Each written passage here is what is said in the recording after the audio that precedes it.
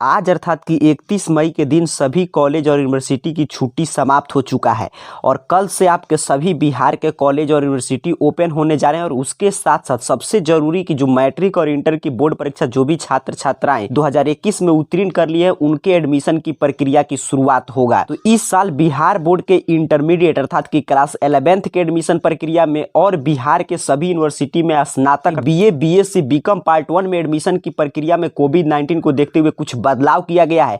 आइए समझते हैं पूरी प्रक्रिया को, क्या क्या बदलाव हुआ है और कैसे आपका नामांकन होगा। देखिए, आपको चाहे इंटरमीडिएट में इस साल एडमिशन लेना हो या BSc BCom पार्ट 1 में किसी भी यूनिवर्सिटी में एडमिशन लेना हो, तो सभी यूनिवर्सिटी का इस साल एक ही रूल होगा कि अब पहले जैसे एंट्रेंस एग्जाम होता था तो इस साल कोई भी एंट्रेंस टेस्ट नहीं होगा।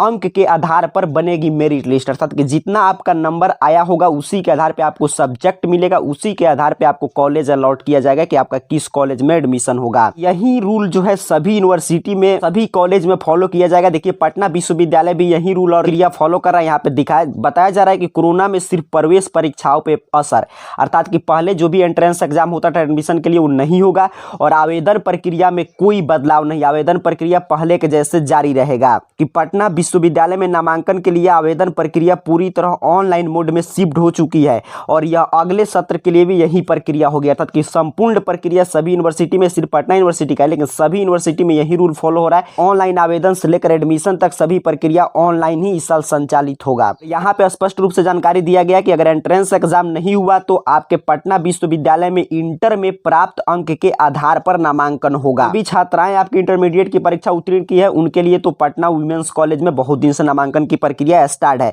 तो यहाँ पे एक बात आप ध्यान से समझ लीजिए, चाहे आपको इंटर में एडमिशन लेना हो, को BA BSc BCom एडमिशन लेना हो, इस साल क्या होगा कि आपके ऑनलाइन आप आवेदन करेंगे।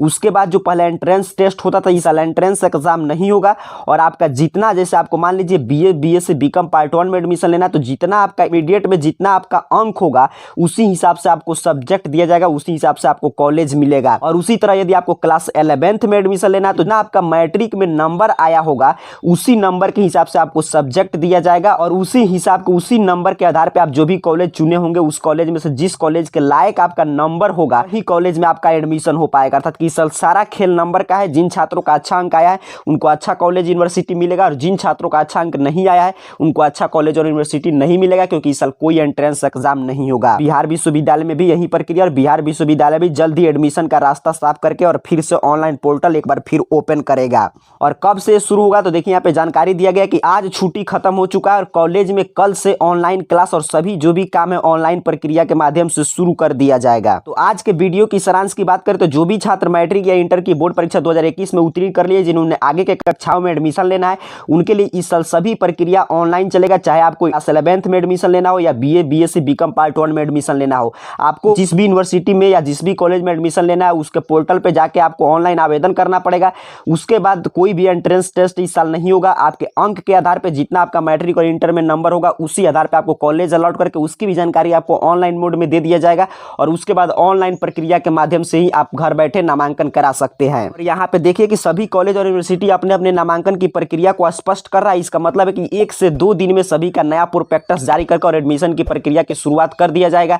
जैसे ही कोई अगला नोटिफिकेशन आएगा उसकी जानकारी हम आपको देंगे। तब तक के लिए आप सभी को बहुत बहुत धन्यवाद।